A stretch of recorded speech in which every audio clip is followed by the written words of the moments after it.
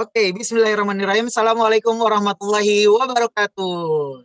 Selamat pagi, good morning, semua partisipan dan peserta dari webinar series 2 Scholarship Hack Inside Out Success Story to Study Abroad dan special edition dari Korea. Nah, teman-teman, untuk Kanda dan Wanda dari Kawan Muda IPTEK, terima kasih sudah bergabung. Dan di sini juga kita sebenarnya sudah bergabung sama langsung narasumber kita, Mas Dika dan Miss Rachel. Halo Mas Dika. Halo, good morning. Selamat pagi. Halo, selamat pagi. Oke, udah siap ya memberikan kami informasi yang luar biasa pada pagi hari ini ya? Insya Allah. Oke, baik. Nah, tapi sebelum kita mulai informasi yang luar biasanya dari Mas Dika dan Miss Rachel, kita akan nonton dulu nih video profil dari Kawan Muda IPTEK. Silakan.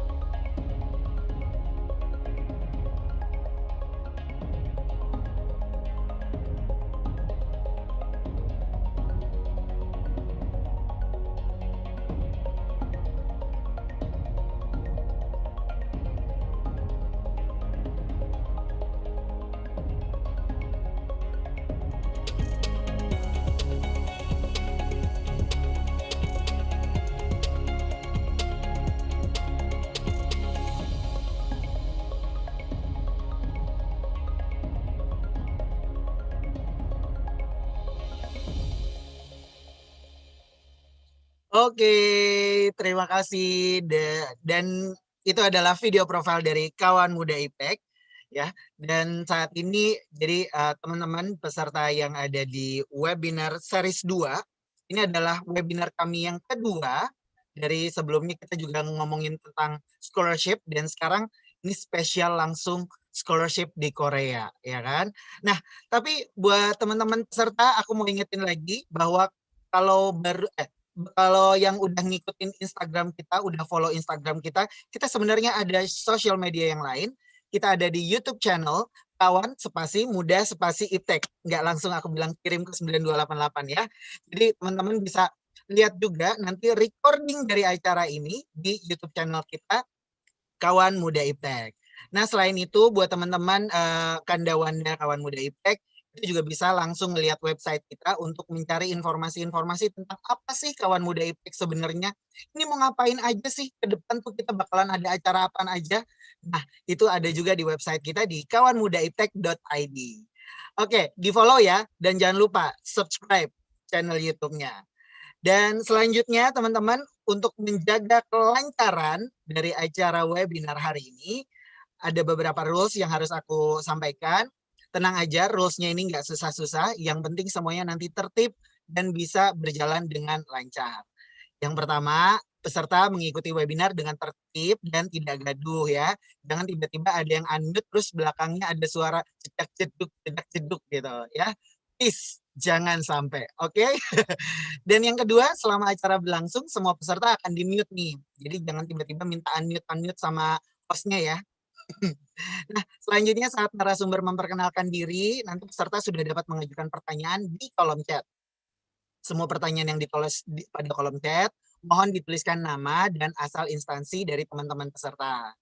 Peserta juga dapat langsung bertanya nih dengan mengklik tombol raise hand. Nanti moderator akan memilih peserta. Dan selanjutnya, harap tidak mengajukan pertanyaan di luar tema ataupun pertanyaan-pertanyaan yang tidak sopan dan menyebabkan ketidaknyamanan. Jadi kami menerima pertanyaan apapun yang masih dalam satu tema acara hari ini, yaitu Scholarship Hack, Inside Out Success Story to Study Abroad Special Edition Korea. Oke, nah ini peraturan-peraturannya udah. Dan saya mau menyapa dulu moderator kita yang cantik hari ini, Mbak Novi. Assalamualaikum Mbak Novi. Waalaikumsalam Adit, apa kabar hari ini? Alhamdulillah luar biasa Mbak. Banjir Mbak di tempatnya, di rumahnya? Alhamdulillah enggak sih. Alhamdulillah ya. Jakarta Selatan masih aman ya. Jakarta Selatan masih aman. Ya mudah-mudahan semuanya aman. Karena kalau Jakarta Selatan banjir kayaknya tempat-tempat lain juga luar biasa ya pasti banjirnya ya. Oke, tapi emang infonya juga Jakarta Selatan ada yang beberapa titik banjir loh Mbak hari ini. Luar biasa. Oh iya, di daerah Kemang mungkin ya, sama Yes, Gatsu tadi bilangnya. Oke, Gitu. Mbak Novi, ini sebelum kita ngobrol sama moderator kita yang kece-kece, Mas Dika dan Miss Rachel, boleh nggak sih diceritain dulu garis besarnya kita nih mau ngapain sih, mau ngomongin apa sih Mbak Novi? Monggo Mbak, silakan. Nah, pas banget nih. Jadi hari ini teman-teman melanjutkan webinar series yang pertama kemarin, kita kali ini khusus mau webinar tentang KGSP, Korea gitu. Korea yang sekarang lagi hype banget ya. Sebenarnya bukan sekarang sih, udah dari beberapa tahun lalu sudah hype banget. Dan Korea memang terkenal memiliki sistem pendidikan yang sangat bagus. Nah, di sini kita punya dua narasumber nih dari Korea University. Dulunya mereka alumni dari Korea University gitu, Dit. Dan mereka pengen sharing tips dan trik gimana caranya mendapatkan beasiswa di Korea, baik secara KGSP maupun beasiswa yang lain begitu. Ini bakalan keren banget ya, dan banyak banget sekarang informasi-informasi yang aku dapat gitu ya. Beberapa universitas di Indonesia itu sudah bekerja sama dengan Korea gitu Mbak ya. Ada UI kemarin itu dia nawarin untuk kuliah 6 bulan di Korea full ditanggung semuanya oleh Universitas Indonesia, dan mungkin ada beberapa universitas lainnya. Dan ini salah satu caranya untuk kita dapetin insight lain ya Mbak Novi. Oke, Mbak Novi, ini aku mau ada beberapa yang aku sampaikan dulu nih sebelum aku menyerahkan floor ini ke Mbak Novi. Oke, teman-teman, yang pertama mungkin kita langsung foto bareng dulu kali ya. Jadi aku minta teman-teman, iya kita mau foto bareng dulu.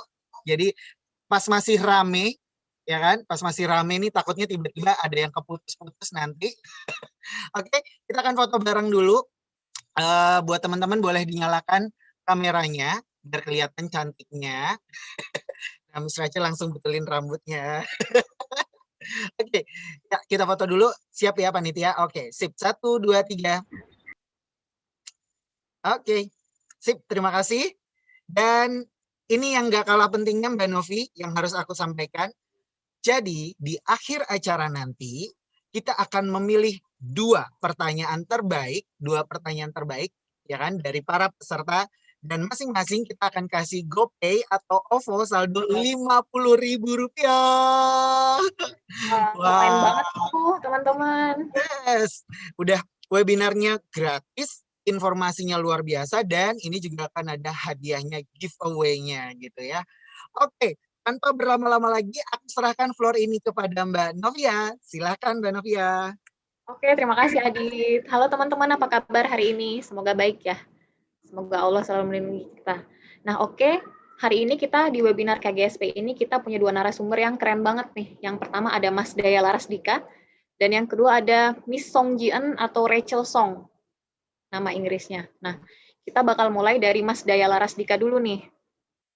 Mas Daya Larasdika sebelumnya adalah Bachelor dari International Business and Management dari Wusong University.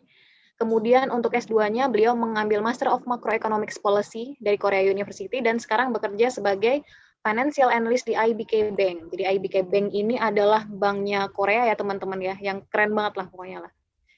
Dan Mas Dika boleh nggak nih sapa dulu nih teman-teman yang ada di sini? Ya, halo, selamat pagi semuanya. Senang bisa berjumpa dengan teman-teman semua ya di sini.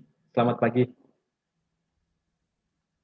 Selamat pagi. Nah, kita udah semangat banget nih pengen denger gimana sih pengalaman Mas Dika ketika di Korea, gimana caranya mendapatkan beasiswa KGSP maupun non-KGSP, bagaimana caranya bertahan hidup di sana, dan apa aja pengalaman yang didapatkan di sana. Oke, kalau gitu langsung aja Mas Dika ya. The floor is yours. Oke. Terima kasih banyak Mbak Novi atas waktu yang diberikan ya. Sebelumnya sebenarnya saya di IBK bukan sebagai financial analyst, tapi lebih ke risk management officer ya. Jadi masih officer di manajemen risiko kalau bahasa apa namanya Indonesianya seperti itu. Kemudian untuk hari ini sebenarnya saya udah menyiapkan, bingung mau pakai bahasa apa, tapi kayaknya banyak peserta yang apa namanya dari luar dan dalam juga, jadi pakai bahasa Indonesia atau bahasa Inggris nanti bisa mix gitu aja ya, kayak gitu. Soalnya ada apa namanya GN juga college dari Korea University kayak gitu. So first of all, I would like to say thank you to all of you guys that participate in this online meeting, and today I would like to deliver my presentation about what KGSP is and also my experience living in Korea for actually 8 years, start from 2011 until 2019, yeah, around 8 years. Okay, and then actually I prepare for the slideshow and I will turn it on. Wait a minute, this one. Okay. Yeah, so now you can wait a moment. Yeah, this one.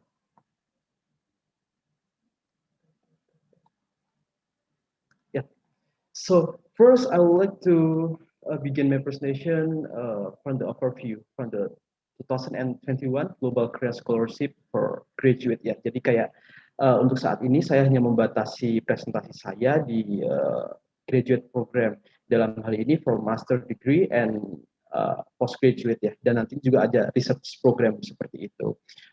Kemudian yang kedua will be tips for being selected as a scholarship awardee, and then my experience living in Korea, and in the end I will tell you after finish my study and then after did internship in Korea, I moved back for good to Indonesia, and I will share to all of you my experience during living in Indonesia. Okay. Yang pertama adalah objektif ya. Sebenarnya untuk apa sih kayak Korean government memberikan scholarship ke international student? Ada sekitar 145 plus alpha country ya, yang apa namanya menjadi partner dari Korean government scholarship program. Sebenarnya ini di tahun 2011 kita masih menggunakan istilah Korean government scholarship program, tapi setelah itu dia diganti istilahnya dengan global Korea Scholarship kayak gitu untuk undergraduate dan untuk graduate degree seperti itu. Dan ini kebetulan saya dengan berbahagia bisa menginformasikan ke teman-teman di sini dia guideline untuk tahun 2021 Korean Government atau GKS Scholarship Program ini sudah bisa teman-teman dapatkan di website dari Korean Embassy. Ya, jadi nanti bisa googling aja Korean Embassy yang ada di Jakarta. Teman-teman bisa masuk ya ke notice di sana. Kemudian teman-teman bisa download guideline-nya. Tapi secara garis besar hampir sama sih tiap tahun hampir sama, ada sedikit detail aja yang mereka ubah seperti itu. Dan yang pertama saya akan mulai dari objektif atau tujuan, apa sih tujuan dari program ini, yaitu scholarship program ini, yaitu adalah pertama untuk enhance international education, dan yang kedua untuk lebih apa ya, deepen mutual friendship between Korea dan participan country, dalam hal ini adalah Indonesia. Nah, untuk itu nanti kalau misalnya teman-teman harus ngisi apa namanya, ini ya, self personal statement atau IC seperti itu, teman-teman bisa menyesuaikan dengan objektifnya dia, yaitu apa? Enhance international education, atau ini ya, mempererat kayak itu, kayak hubungan bilateral antara Korea dan Indonesia. Jadi nanti teman-teman bisa menyesuaikan untuk membuat personal statement atau untuk membuat IC yang sesuai dengan hal ini. Artinya seperti ini. Ketika kalian harus bisa appeal ke ini ya, penyeleksi gitu. Kalian tuh punya apa sehingga di masa depan kalian bisa dalam tanda kutip membantu kepentingan Korea di negara ini. Nah, terkait ini juga sebenarnya sekarang lagi ini ya, Korean government, terutama Presiden Korea yang namanya Moon Jae-in, dia lagi fokus pada kebijakan ini ya, Sinnanbang Jongchek, itu kayak a new southern policy kayak gitu. Jadi di situ semua modal capital yang ada di Korea dia mengalihkan semua ke emerging country seperti Indonesia. Jadi siap-siap aja bagi kalian yang bisa bahasa Korea, yang kalian punya background edukasi Korea, itu bakalan apa ya, dalam tanda kutip gampang gitu mencari kerja. Kembali ke tadi ya, di sini kita ada dua seleksi, yaitu seleksinya melalui embassy track, kemudian juga ada university track kayak gitu.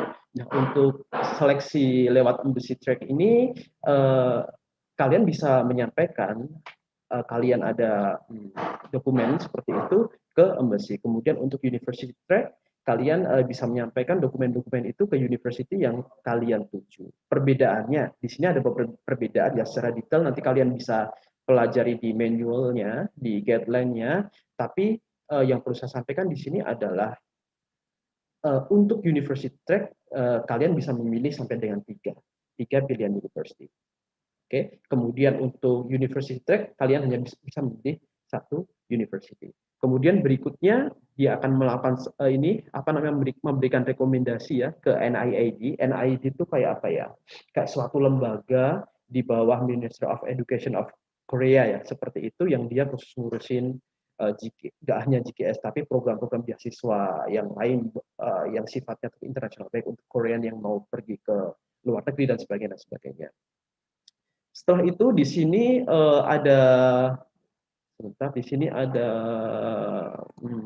kayak gini ya. Jadi di sini ada second round. Second roundnya itu untuk yang embassy track, dia tadi di apa namanya, NIAID, kemudian yang di university track ini second roundnya adalah di universitas yang bersangkutan kayak gitu. Jadi kalian diseleksi. Kemudian dari situ kalau yang university dia masih harus melalui third round selection kayak gitu. Tapi yang university track do not need gitu. Jadi kayak langsung aja dari sini, karena ini udah diseleksi sama dalam university-nya di situ. Kemudian nanti langsung dia kayak memberikan announce-nya ke apa namanya, NIAID lagi. Jadi nanti secara umum yang mengeluarkan pengumuman itu adalah dari NIAID seperti itu. Kemudian untuk kuota kalian pasti udah tahu ya. Untuk Indonesia ini adalah sekitar 66 plus alpha di sini. Kenapa aku di sini alpha? Karena ada ini ya, kayak research program. Research program itu kayak misalnya kamu udah graduate dari master atau graduate dari doctoral degree, kemudian kamu pengen lanjut, itu ada yang namanya research program. Ya, research program ini kayak ini ya, sangat bervariasi gitu. Jadi kita nggak bisa nentuin berapa kuota untuk ini, karena dia cuma kuota secara ini ya, secara global seperti itu, dan itu kayak random banget. Jadi aku di sini bilang plus alpha, total 66 ya. Jadi 66 itu kalau kalian lihat di sini dibagi menjadi apa tadi, kayak university track, sama satunya lagi adalah embassy track. Yang ini untuk university track divided lagi jadi dua, yaitu 26 itu untuk program general, kemudian satu untuk Korean teaching. Jadi kalau kalian punya background bahasa Korea dan sebagainya dan kalian sedang mengajar bahasa Korea, kalian bisa menggunakan kuota ini.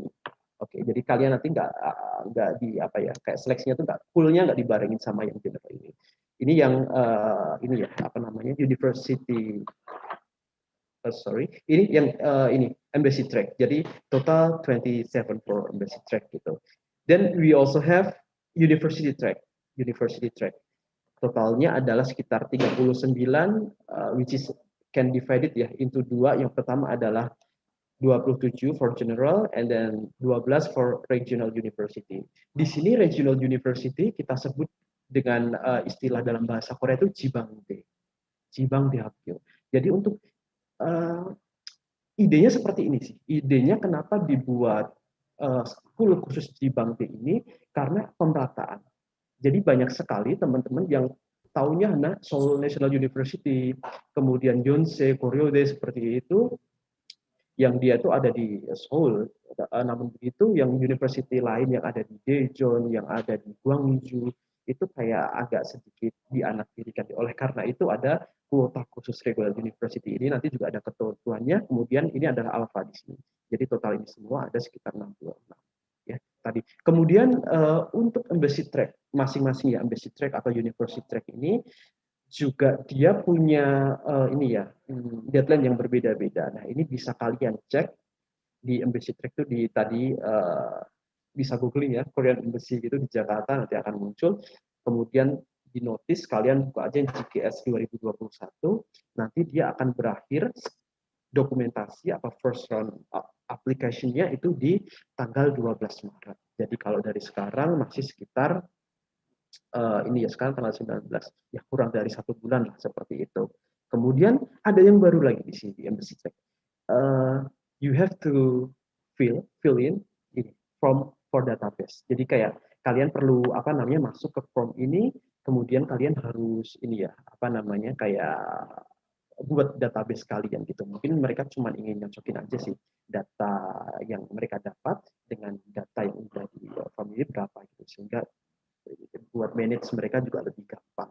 Nah, kemudian untuk university track ini emang ada berapa university seperti itu ya, nanti akan kita lihat, tidak bisa aku sampaikan satu persatu ya. Untuk university track ini kalian harus aktif buat kontak universitas yang ingin kalian tuju, di mana di sana juga udah apa namanya udah ada kayak kontak person baik email ataupun telepon seperti itu, tapi lebih bagus email ya, jadi kayak lebih bagus email gitu, jadi kalian bisa email kayak gitu ya.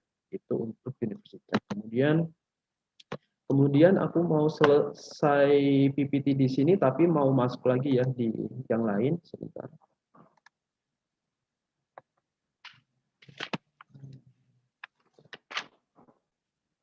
Tadi kita udah ngobrolin kuota ya, sekarang kita mau ngobrolin yang lain.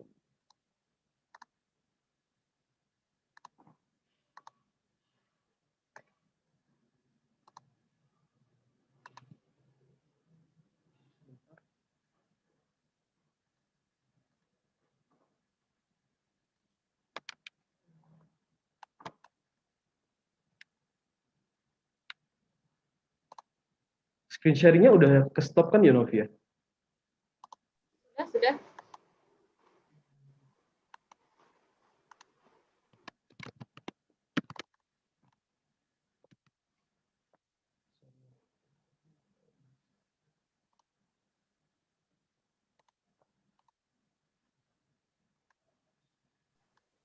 Apa kita bantu share screen? Iya, tolong dibukain yang PDF-nya kali ya Novia ya. Oke.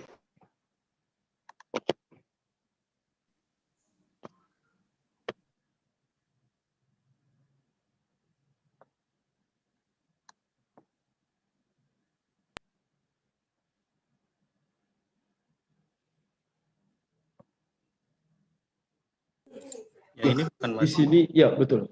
Nanti bisa coba masuk ke halaman 6 coba. Oh, sebelumnya tolong lihat yang tabel tadi, Mas. Tabel di atasnya lagi. Yang kuota tadi. Oke, sebentar. ini ya. Iya.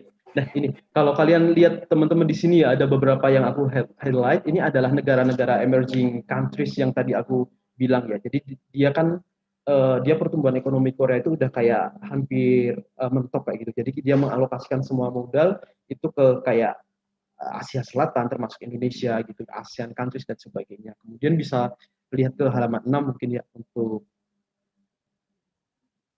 apa namanya? Ya, coba lihat ke halaman 6 dulu. Nah, seperti ini.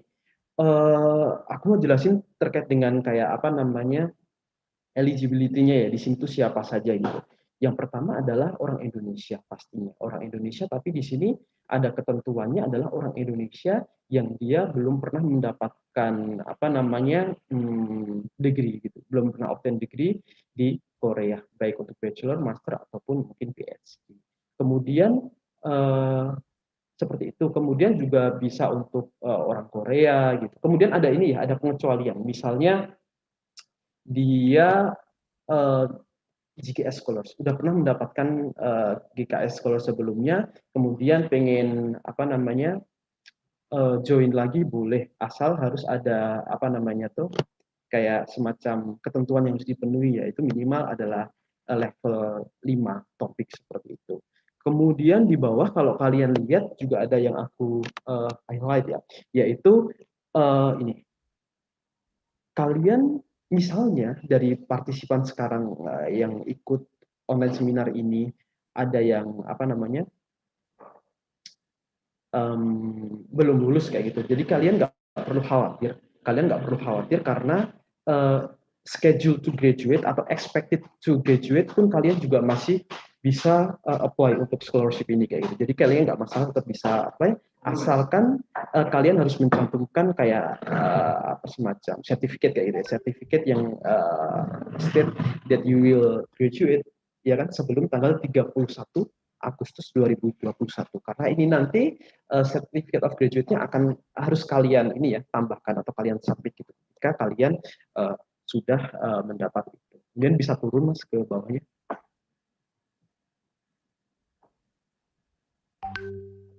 Oke, kemudian ini untuk umur nggak masalah ya, langsung ke bawahnya lagi aja. Untuk grade nanti kalian bisa baca sendiri ya, di sini sangat jelas.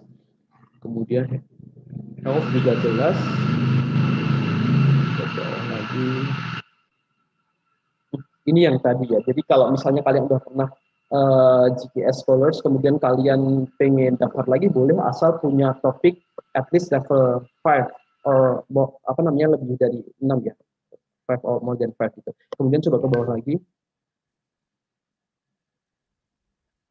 agak atasnya sebentar, atasnya, ya ini tadi ya yang aku bilang Korean Language Teaching Professionals, dia diatur sendiri ya ketentuannya, kemudian kayak additional kriterianya seperti ini. Kemudian ke bawah lagi. Ini yang aku maksud tadi, di situ ada restriction-nya gitu. Kalau misalnya kalian sudah graduated from Korean High School, di sini tuh maksudnya ya ini ya, apa namanya, student university gitu ya. Jadi kalian tuh nggak bisa apply untuk ini. Intinya kalau kalian dapat ijazah Korea, kayak itu kalian tuh udah nggak bisa. Tapi exception untuk itu tadi, Korean adoptees, sama untuk previous GKS scholars with apa namanya ketentuan yang tadi sudah ada di depan kayak gitu. Kemudian bisa ke bawah lagi. Kemudian ini ya juga kalian bisa cermati di sini nanti ada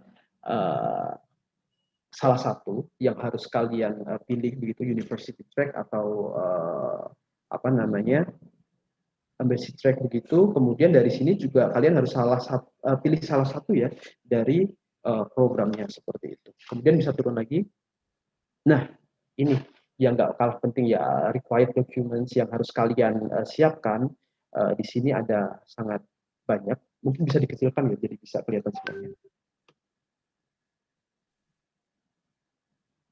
Oke, jadi seperti ini ya, dokumen-dokumen seperti ini kalian coba cermati kayak gitu, tinggal dikumpulin aja. Dan masalah dokumen ini, walaupun nanti juga kalian kalau baca detail ada ketentuannya ya di situ, kalian harus hati-hati dalam menyiapkan dokumen, terutama agar dokumen-dokumennya itu tidak saling terbalik ya. Jadi harus ntar dibaca lagi bisa apa namanya kayak sesuai begitu, ordernya harus sesuai. Kemudian nanti dia mention di situ juga you have to put kayak label gitu di sebelah kanan atas, harus diput labelin dokumen-dokumen apa, kalian juga bisa baca. Kemudian ya penuhi ya semua dokumen-dokumen ini karena ini sangat penting begitu. Kemudian ke bawah lagi. Seperti ini cuman apa namanya kayak ini ya beberapa instruksi begitu gimana cara ngisi dokumen-dokumennya. Kemudian ini sertifikat. Nah di sini di Korea biasanya dia itu bisa ini ya kayak issue certificate graduation begitu lebih dari beberapa kali. Cuman kalau di Indonesia yang namanya ijazah itu kan satu kan, kayak yang kita biasa tebel kayak gitu. Tapi di Korea itu ada kayak dua macam gitu ya. Kayak yang satu itu bener-bener ijazah yang tebel biasanya di print kayak gitu. Terus yang satu lagi itu kayak kertas HVS biasa dia, tapi dia di-issue dari suatu mesin ya, mesin gitu, dan itu bisa di-issue beberapa kali. Nah, di situ maksud original form itu yang seperti itu. Tapi nggak tahu ya kalau di University Indonesia kayak di UGM dan universitas di Indonesia lainnya tuh dia bisa issue seperti itu atau enggak. Misalnya enggak, ya udah kalian cukup fotokopi ijazah, tapi fotokopi ijazah itu harus kalian translate, wajib kan karena semua dokumen harus di dalam bahasa Indonesia, bahasa Inggris atau bahasa Korea. Kemudian setelah itu harus kalian notarize kayak gitu, harus dicapin notarize setelah translate. Kemudian di sini ada biasanya kayak family register gitu, kalian juga harus sudah cantumkan. Kemudian bisa ke bawah lagi, Mas. Nih, kalian baca. Ini dia harus ada one set original application, kemudian tiga fotokopi dari itu begitu. Kemudian bisa ke bawah lagi. Ke bawah lagi. Ini kalian ntar bisa cermatin sendiri ke bawah lagi. Nah, ini tadi yang aku tampilin dia. Oke, ke bawah lagi. Kalian juga bisa lihat selection timeline-nya di sini. Yang jelas di sini adalah beda-beda ya tiap negara, tiap universitas juga beda-beda. Mungkin ada bisa tambahan apa namanya dokumen, atau mungkin dia juga bisa mengajukan seleksi tambahan dan sebagainya. Intinya juga itu. Untuk yang university track, silahkan kalian hubungi university-nya. Untuk yang embassy track, merujuk ke website dari embassy tadi. Oke, bisa lanjut. Lanjut.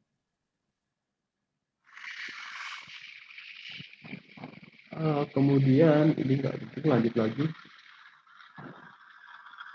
Lanjut, kemudian di sini ya. Ini yang semacam tadi sih, kayak dokumen-dokumennya harus gimana. Ini misalnya, mungkin kayak ini kayak simple banget ya. Must be submitted in the order of the checklist. Jadi ntar ada checklistnya kan. Kalian harus submit itu kayak urut gitu ya. Kemudian on the first page of application form, its required document must be number and label. Jadi kalian harus ngasih numbering di situ dan kemudian memberikan label juga di situ. Misalnya seperti ini, di mana di pojok kanan kayak gitu. Atas. Jadi kalian harus seperti itu. Kemudian yang ini sih kayak kecil-kecil seperti ini, tapi harus kalian perhatikan ya. Kayak gitu. Kemudian ini cuman dia cara ngevaluasinya, cara menilainya itu gimana gitu. Kemudian yang agak atas Mas sebentar. Ya, stop di situ. Dia sebenarnya tidak mewajibkan untuk kalian menyampaikan Korean Proficiency Test. Apa kita sering yang diakui di sini adalah TOEIC test. Atau dia juga tidak mewajibkan kalian untuk melampirkan ini ya English Proficiency Test. Sorry Mas, bisa Mas lihat ke yang agak atas tadi nggak, required documents ya. Lumayan atas ya tadi.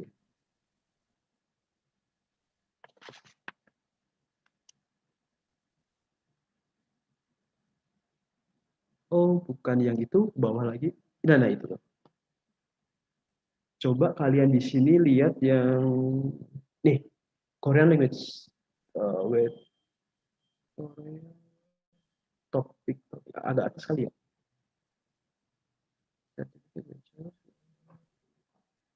Bawah lagi. Ini. Other documents. Dia masuknya justru kemana ke other documents ya. Jadi kayak jelas-jelas di situ dia tulisannya optional. Optional bahasa Inggris, TOEFL, kemudian TOEIC, kemudian apa? IELTS optional. Kemudian topik dia juga optional. Award, publikasi dan sebagainya dia juga optional. Semua optional. Artinya ini sebenarnya kalian boleh menyampaikan atau boleh enggak, tapi akan lebih bagus kalau boleh menyampaikan. Nah, yang perlu teman-teman ketahui adalah guideline ini dikeluarkan oleh NIAD ya, oleh Korea sana. Jadi dia membuat guideline ini secara general atau secara umum agar guideline ini bisa diterima di 145 negara. Yang mau aku sampaikan di sini adalah oke, di sini dia tertulis secara opsional. Tapi untuk Indonesia itu benar-benar persaingannya nggak gampang gitu. Jadi apa ya? Oke, ini opsional, kita akui ini opsional, tapi ini bisa kita treat sebagai apa ya? Kayak semacam mandatory gitu. Jadi at least kalian, saran aku sih harus apa namanya, kayak menyampaikan salah satu dari ini ya. Kalau misalnya belum ada topik, ya TOEFL, IELTS atau TOEIC kayak gitu. Nah, di sini di Korea agak berbeda ya kebudayaan dengan kita. Kalau kita lebih terkenal TOEFL atau IELTS gitu karena most Indonesian kan ke Amerika atau ke Europe kayak gitu.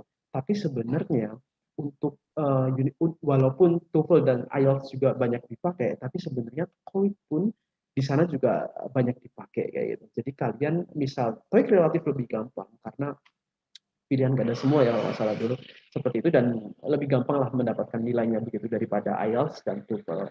Jadi kalian juga menurut aku sih nggak masalah untuk melakukan TOEIC, justru di mata mereka itu lebih familiar yang TOEIC daripada TOEFL sama IELTS, menurutku seperti itu. Kemudian bisa lanjut ke yang tadi nggak, kemudian ada award dan sebagainya, yaitu nanti kalian bisa ya ke bawah lagi, ke bawah lagi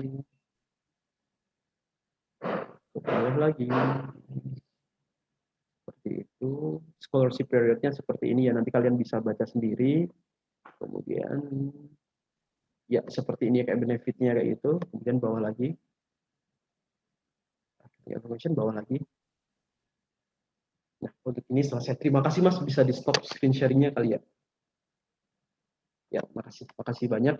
Aku mau masuk lagi ke ini ya, PowerPoint tadi.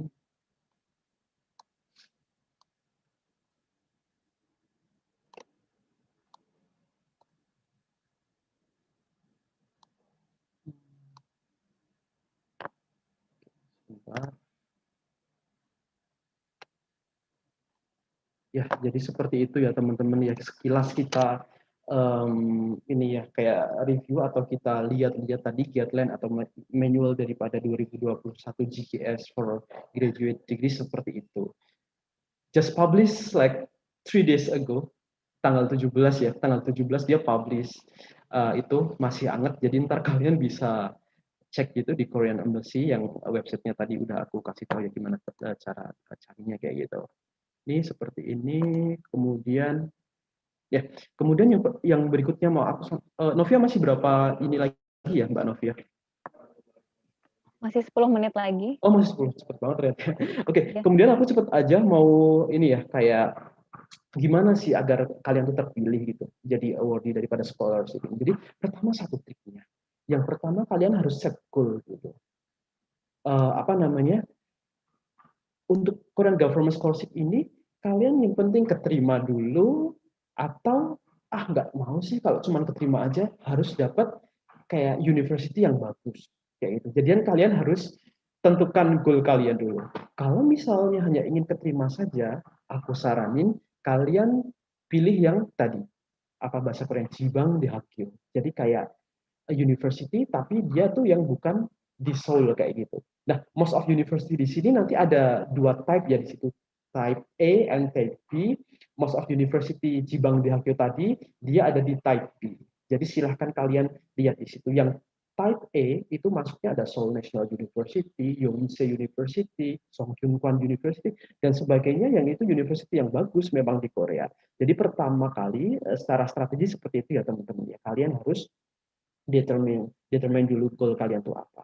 Kemudian yang kedua tadi, siapkan dokumen dengan baik. Nah, tips di sini buat teman-teman agar bisa siapin dokumen dengan baik, gimana ya, kalau menurutku tuh kayak penting banget buat teman-teman buat read it carefully dan berulang-ulang many times. Jadi dibaca guideline-nya itu, karena ada detail yang sebenarnya kecil, nanti kalau teman-teman lewatkan itu sesuatu yang besar dan teman-teman langsung apa namanya kayak didiskualifikasi gitu karena mungkin dari segi dokumen aja nggak well prepared misalnya seperti itu. Kemudian untuk yang di sana tadi ya kalau kalian lihat ke bawah lagi itu ada beberapa form seperti personal statement, kemudian kayak apa misalnya kayak study goal dan sebagainya. Nah itu gini loh, karena si embassy atau university dia menerima file itu ratusan, jadi nggak bisa kalau teman-teman panjang banget apa namanya nulisnya di situ. Jadi harus kayak simple, sistematis dan harus jelas kayak gitu. Nah di sini kalian juga bisa cermati nanti komponen-komponen apa yang ada di sana kayak gitu. Kemudian kalian harus apa ya meyakinkan bahwa teman-teman bahwa kalian itu adalah orang yang tepat untuk mendapatkan scholarship. Caranya gimana sih? Caranya gimana? Dengan melihat objektifnya tadi. Objektifnya apa sih? Ya untuk enhance international education. Kemudian yang satu lagi apa? Deepen, ya kan? Strengthen between Indonesia and Korea. Jadi dari situ. Dari situ kontribusi apa teman-teman yang akan bisa kalian berikan gitu. Seperti contohnya seperti ini sih. Salah satu yang aku suka dari KGSP ini adalah dia tidak mewajibkan teman-teman untuk serve ke Korean government. Agak berbeda mungkin dengan nggak tahu sih aku, tapi kayaknya LPDP seperti itu harus balik ke Indonesia dan seperti ya oke lah kita patut itu karena kita kan yang memberikan adalah pemerintah itu, pemerintah Indonesia, kita harus balik ke Indonesia. Dan aku yang memberikan adalah Korean government. Kemudian secara logik aku ya harus serve sana. Tapi di situ tidak ada kayak apa ya, suatu keharusan. Tapi di situ kan nanti kayak hati yang berbicara. Misalnya aku sekarang dulu udah pernah dikuliahin di Korea, pakai di Korea, sekarang aku kayak bekerja untuk Bank Korea, bank ini salah satu bank Korea, Bank IBK gitu. Kayak di situ ada apa rasa terima kasih dan sebagainya yang ingin aku ekspresikan walaupun enggak secara tertulis di ini ya di agreement seperti itu. Nah seperti itu sih yang harus kalian bisa tunjukkan pada saat membuat personal statement itu. Jadi ketika Korean government ini ngasih ini 10 tahun lagi, 5 tahun lagi, aku tuh bisa apa sih untuk Korea? Ya pastinya dengan tetap mempertahankan kepentingan kita sebagai Indonesian kayak gitu. Kemudian yang tidak kalah penting lagi adalah attach evidence. Di sini apa sih maksudnya evidence? Evidence itu kayak bukti ya, bukti. Jadi jujur waktu itu TOEFL aku nggak bagus. Kemudian TOEFL-nya juga masih TOEFL ITP. Tapi aku di situ ini ya ngecantumin beberapa award yang aku dapat waktu di senior high school student kayak gitu waktu di senior high school semacam award dari lomba debat, lomba paper dan sebagainya dapat award di sana dicantumkan dan tidak perlu lebay sekali lagi kita hanya bisa pilih beberapa saja gitu yang paling bagus kemudian itu digunakan sebagai evidence untuk kita appeal gitu seperti itu kemudian selain itu juga ini ya tunjukkan ketertarikan kalian dengan Korea, dengan edukasi di Korea, dengan Korean culture, dengan karakter Korea gitu. Karena dia melihat juga seperti itu. Orang ini cocok gak sih dengan karakter Korea yang apa kita bilang pali-pali. Jadi kayak cepat-cepat seperti itu dengan yang kedisiplinan seperti itu. Nah, itu kemudian juga dilihat jadi kalian harus bisa nge-compile itu dengan baik. Kemudian ya ini cuma sekedar ini sih dulu ya waktu tinggal di Korea pakai visanya masuk student visa. Kemudian setelah itu kelas bahasa D4. Kemudian kelas reguler D2, kemudian D10. D10 ini adalah untuk job seeking, ya job seeking. Karena sebenarnya aku nggak punya experience kerja di Korea, tapi aku punya internship 6 bulan kali 2, jadi kayak 1 tahun kayak gitu di sana. Waktu itu kita pakainya adalah visa D10 internship. Jadi dia tidak dianggap sebagai pekerja, tapi dia kayak semacam magang atau internship seperti itu. Visanya adalah visa D10. Kemudian dulu part time juga kayak asisten dulu ketemu Mbak Novia ya di immersion program. Kemudian ada interpreter tenaga kerja Indonesia kita juga. Kemudian di KBRI juga bantu kayak gitu ya. Kalau misalnya ada tamu dari PR dari kementerian sebagainya kayak gitu apa namanya pasti menggunakan jasa aku buat interpretasi kayak gitu.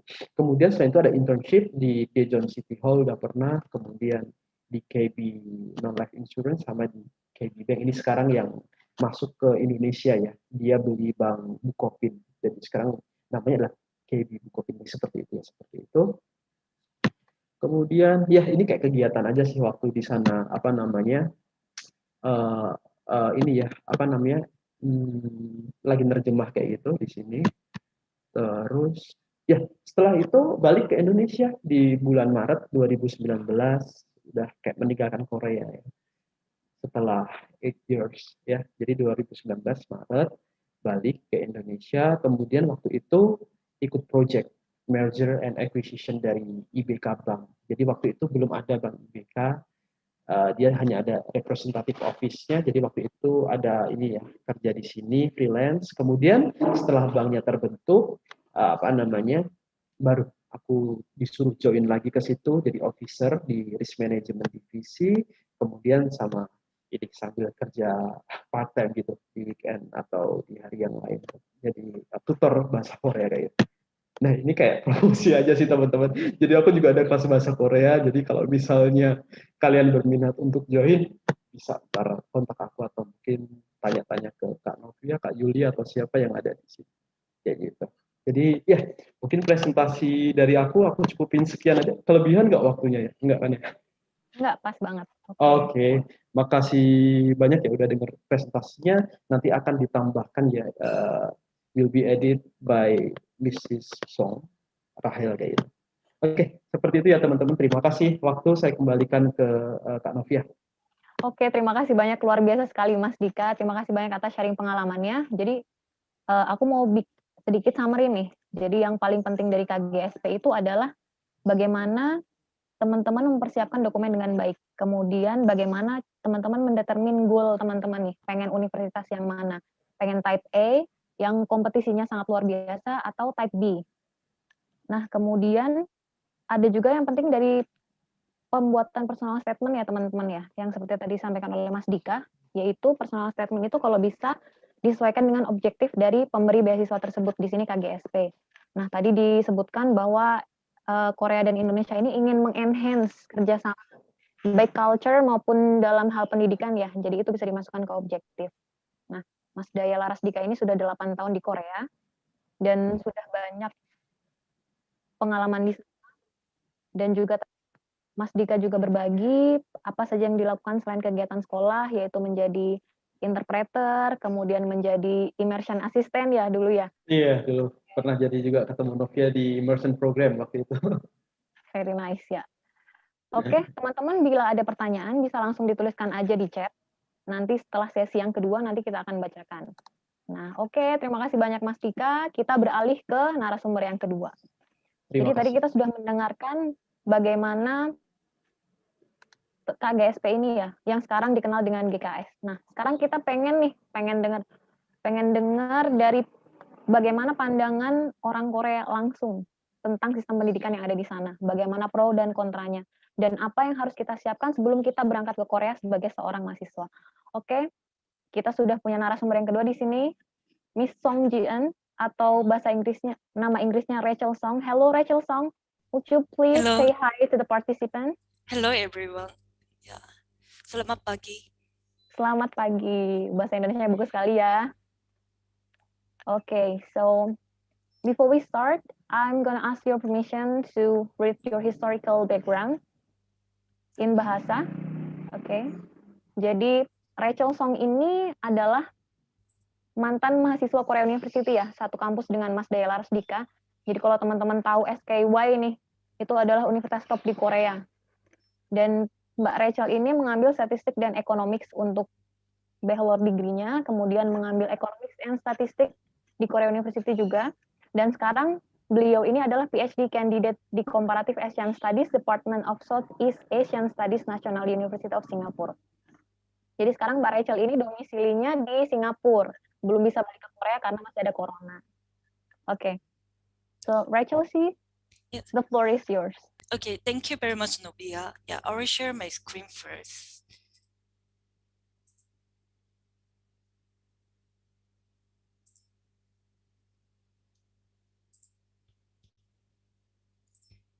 Okay, can you see my screen? Okay, thank you. Yeah. Hello everyone again. Selamat siang. Senang bertemu dengan Anda. Yeah, thank you for inviting me as a speaker today and also for participating in the webinar. I hope you find today's talk is useful and helpful for you to get ready to pursue your studies in Korea in the near future. Before we get started, I will introduce myself shortly in Bahasa. Yeah. Nama saya adalah Song Jin. Saya berasal dari Korea. Saya tinggal di Singapura. Aku telah belajar bahasa Indonesia selama setengah tahun. But I'm not speaking in Bahasa Indonesia yet, so I will present in English instead today. So if you have anything not clear or hard to understand, please ask Mr. Daya later on. So today I will talk about studying in Korea from the perspective of Korean who has lived in this country for a long time. So I hope I can help you know the real Korea you will face if you study in Korea. So, so today's agendas are like this. So first, we will see the overview of pursuing the studies in Korea by focusing on the relationship between Indonesia and Korea and several universities in Korea. The next is pros and cons, the advantages and disadvantages of studying in Korea, and things to prepare in advance. Lastly, I will shortly introduce other scholarship programs you can find from schools apart from the governmental scholarships such as KGS that Mr. Daya just introduced. The first is about pursuing your studies in Korea. So Indonesia and Korea have developed strengthened their relationship diplomatically and economically for last few years. From the government level, like presidents of our two countries have met and built a good relationship, as you can see from photos here. And based on this, there are many more intercourses on economy, industry, business and investment. As you can see from the first photo, here, between two countries, the Indonesia Korea Business and Investment Forum. So this is but not only government level, but also many Indonesian and Korean people visit each other's country for travel and work, business, and also for international education. So Korean students come to Indonesia mainly to study Bahasa Indonesia and Indonesia, the country itself, and more Indonesian students also head to Korea to pursue their studies. Many of you here today will be some of them in the near future, and it means that you will also contribute to the people-to-people exchange as well as academic exchange of Indonesia and Korea. So the picture in the left side is the 55 representative universities in Korea, and there are many more universities as well, like Jibangdaehakgo, the regional universities, as Mr. Daya introduced. And so from the list of universities here, can you recognize some of the university logos here? The most prestigious one is the Seoul National University, top here, and other two universities were known for science, technology, and engineering, KAIST and POSTECH respectively, and Yonsei and Korea University follow here. So there are three, Seoul National, Yonsei, and Korea are called specifically SKY, SKY, and it even once became a title of Korean drama as well. So I wonder if anyone has watched that drama, The Sky Castle. So okay, the photo in the right side is several university campuses in Korea. So many tourists also visit these campuses to look around and take pictures as well. So next chapter is pros and cons, the advantage and disadvantage of studying in Korea. So first, if you become an international student studying in Korea, you have to speak at least 2 languages with good comment. So most of the international students register for English courses, the modules provided in English, so academic level of English is required, and also to live a life in Korea, conversational level of Korean skill is also needed. So frankly speaking, it is not easy to survive in Korea only with English. So yeah, if in case you cannot speak Korean, but it means that you can acquire the comparative advantage if in your career and academia in the future, as you'll be trained to speak in two languages, English and Korea both. So it will work importantly when you think of find a job, and especially you are thinking of working related to Korea. So second, Korea has hardworking and 빨리빨리 culture. So 빨리빨리 means fast, fast. So Koreans tend to like do everything fast and efficiently. Also, everyone works so hard from early morning to late night. Yeah, and it's also the same for students. So, and also from entering universities and getting a good grade in university, and also finding a job, and also to working in the companies in Korea. Yeah, Koreans undergo very competitive environment. So it can be helpful to study hard, and it can be a good chance to achieve a lot of things while you're studying in Korea. But at the same time, this can be too stressful for some people. And there might be times that you are so almost forced to overwork till late night. So it's, yeah, pros and cons. Yeah, but still there are many advantages of studying in Korea. So first, Korea has one of the fastest internet in the world. Yeah, and also good IT infrastructure. So you won't have any difficulties to study with your computer, smartphones, and use them to have a video call with your family and friends in Indonesia, yeah, as well. And also if you are into Korean pop culture, including K-pop music and K-drama, so it's good to explore more like and dive into Korean pop culture in Korea. So I found that many of my friends who are from like Indonesia also like went to see the concerts or performances of K-pop, yeah, stars they like. So it's a good advantage for people who love Korean pop culture. And also there are large number of international students. They are diversity. Yeah, so it will be also good to study with other students from countries in all over the world. So on the next, yeah, Korea specifically like big cities like Seoul and Busan, they have good public transportation. So if you don't have a car or if you don't own motorcycle in Korea, you won't have any like difficulties to travel around. Yeah, it's cheap and convenient. And also Korea has quite good public safety, so it's definitely a safe place for living. Even for females, just live alone is totally fine. And lastly, yeah, it has lower living costs compared to like studying in the US or Europe. Yeah, especially the house rent is becoming expensive, but compared to the US and Europe, is, yeah, I believe it's still fine. So the next, yes, three disadvantages I will introduce to you.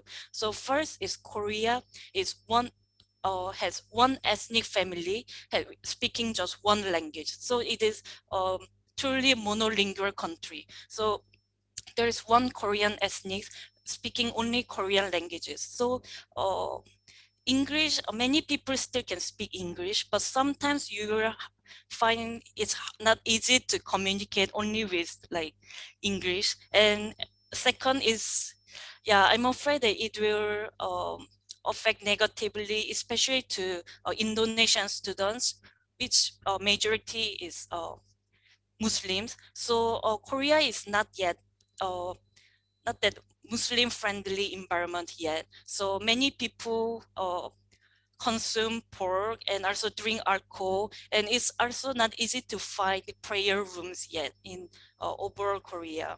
So also it means that halal is not common yet in Korea, but now if it's in Korea, halal and vegetarian restaurants are increasing. So next is the example. So first is the restaurants in Korea have a halal certification from the Korean Muslim Federation. So they will have this certification on the entrance.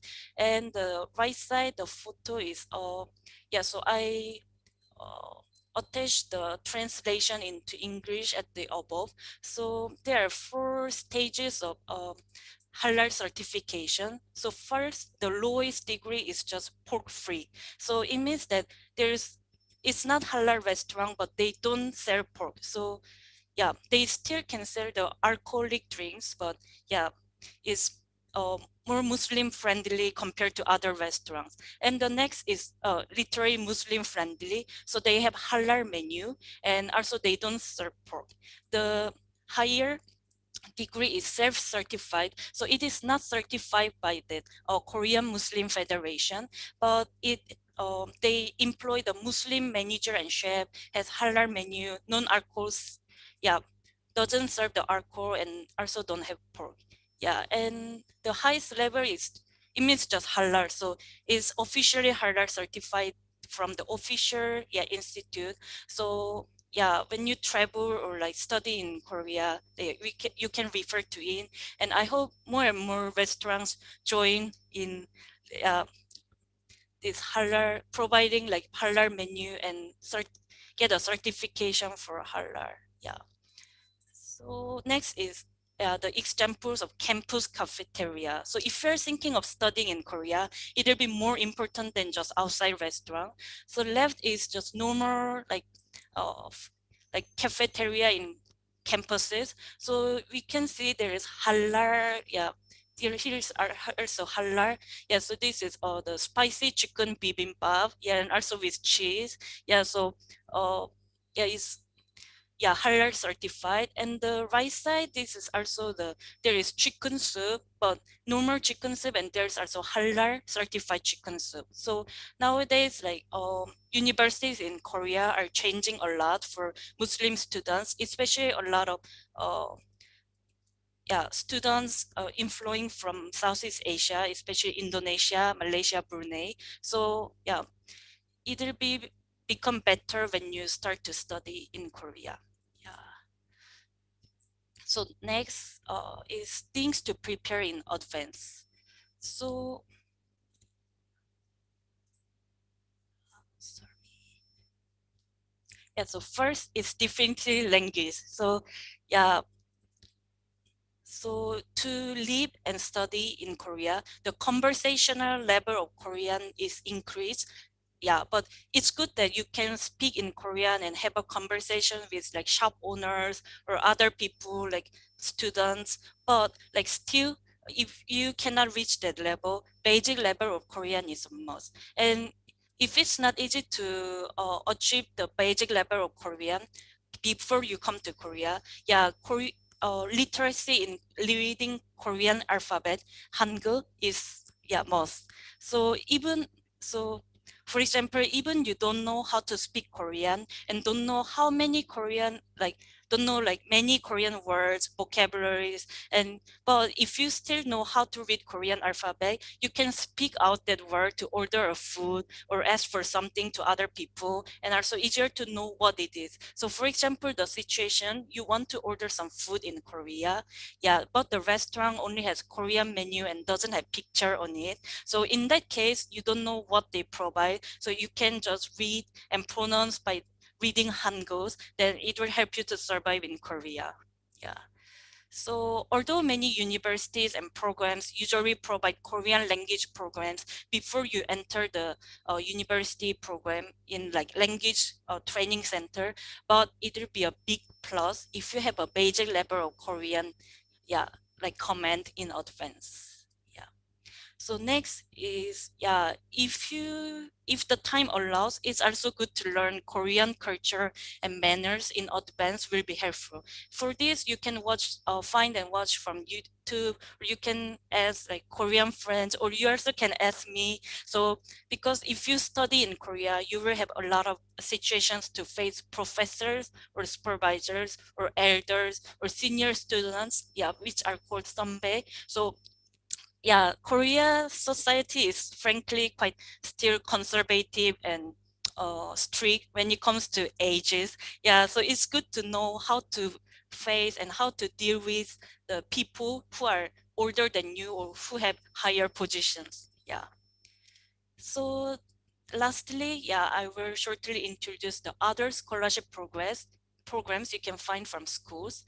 Yeah, so the scholarship programs from Korean government are already introduced by Mr. Daya. So I will introduce the scholarships you can find from schools after you enter the university or like graduate school. So first, like there are like research assistant or research fellow, this kind of positions you can find from the schools. Or yeah, I'm also in charge of this position currently. You can teach students maybe like English, or not only in Korea, like you can be a teaching assistant or tutor to teach undergraduate student, and instead you can receive the financial aid like scholarship, or you can be involved in project or research with your supervisor and you can receive the grant by that. So this is different from school to school, but mostly schools have these programs to provide to students. So it's normally like applied to and nominated by the department or the lab if you are a graduate student.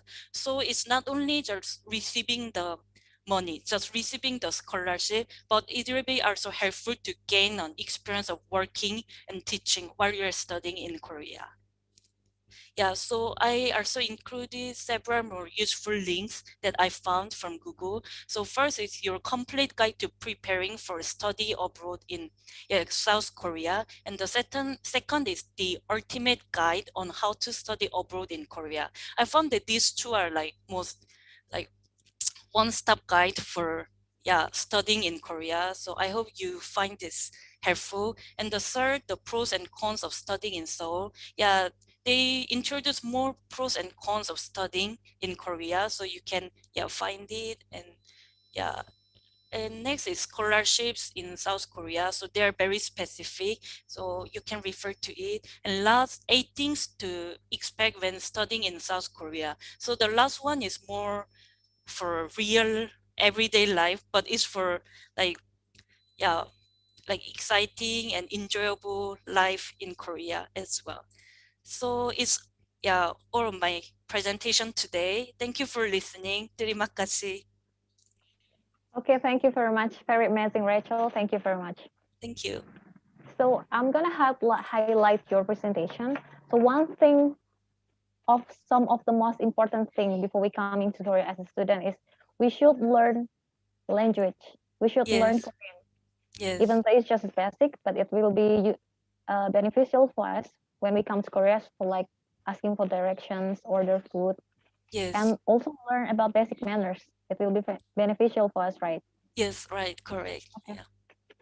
Oke, teman-teman, jadi sedikit merangkum apa yang sudah Miss Rachel tadi sampaikan, bahwa pro dan kontra untuk kuliah di Korea ini sebenarnya gampang-gampang susah ya, karena untuk pro-nya di sana itu internet bagus sekali. Jadi misalkan kita tersesat di jalan, kita tinggal aja masuk ke kafe misal, kita bisa langsung connect wifi karena mereka nggak butuh password, kita bisa cari peta di situ. Kemudian selain itu, untuk kontranya salah satunya adalah di sana belum banyak makanan halal. Jadi nanti kita akan share presentasi dari Rachel, kami sudah mohon izin, teman-teman bisa cek tuh di situ, ada 4 label halal di Korea. Sebenarnya ada 4 tingkatan untuk makanan di Korea untuk orang muslim. Yang pertama ada pork free, dan yang paling atas adalah halal friendly. Halal sertifikat ini yang nantinya bisa jadi acuan untuk orang-orang muslim untuk makan ya teman-teman ya. Karena di sini benar-benar sudah ada sertifikat dari pemerintah Korea bahwa makanan itu memang benar-benar halal. Oke. Nah, ini jika teman-teman ada pertanyaan nih untuk Rachel, bisa disampaikan dalam bahasa Indonesia, nanti kita akan bantu translate. Nah, oke, presentasi dari 2 narasumber sudah selesai, kita akan masuk ke sesi tanya-jawab. Nah, kita sudah terima beberapa pertanyaan nih sebelumnya nih. Oh ya, jangan lupa ya teman-teman, jadi nanti narasumber di sini, narasumber 1 dan narasumber 2 akan memilih 2 penanya yang paling bagus pertanyaannya dan berhak untuk mendapatkan saldo OVO atau GoPay. Luar biasa kan? Nah, oke. Jadi kita mulai langsung pertanyaan yang pertama. Dari Mbak Putri Purnamasari dari UGM. Untuk Mas Dika.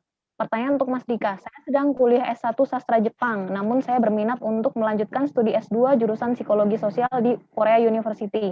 Dan saya berencana untuk mendaftar lewat jalur University Track. Saya ingin bertanya apakah bisa mendaftar program graduate namun jurusannya berbeda dengan jurusan S1? Silakan Mas Dika. Oke, terima kasih ya pertanyaannya dari Mbak Putri. Dari mana tadi universitasnya? Sorry. Dari UGM. UGM ini ya, kayak sastra Jepang ya? Iya, betul. Ya. Sepanjang yang ada di guideline ya, saat ini belum aku jumpai secara spesifik restriction kalau misalnya ini ya, kayak lintas major misalnya sastra Jepang, tapi pengen belajar ke psikologi kayak gitu ya. Belum dijumpai secara spesifik sih, namun begitu penting untuk Mbak Putri bisa cek sekali lagi ya dengan detail, karena memang saya juga tidak sempat satu persatu seperti itu ya. Tapi nanti bisa dicek lagi apakah ada restriction. Tapi di sini kalau secara logik saya menyarankan agar yang diambil itu linear, karena nanti kesempatannya akan lebih banyak yang linear gitu. Karena kalau misalnya kita berbeda jurusan seperti itu, kemudian kita dan juga harus memperhatikan kompetitornya ya, dalam hal ini yang dipilih adalah Korea University Psychology, begitu ya Novi ya. Jadi itu juga lumayan susah ya, jadi kayak harus diperhatikan ya, sekali lagi determine your goal. Jadi pengennya dapat dulu atau yang penting masuk ke Korea dulu, itu sangat penting. Jadi bisa dipertimbangkan lagi ya Mbak Putri, mungkin seperti itu jawabannya ya. Oke, sekarang kita lanjut ke pertanyaan yang kedua dari Mbak Najla.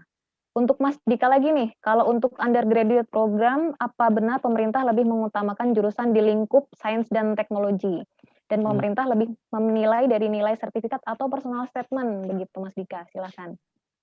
Oke, memang betul ya di sini di Korea, karena kan Korea yang terkenal dengan sainsnya. Jadi instead of social science, dia lebih ke yang science kayak MIPA atau mungkin teknik seperti itu ya. Di situ ada best university in the world ya, ada KAIS, kemudian ada universitas teknik-teknik yang lain seperti itu.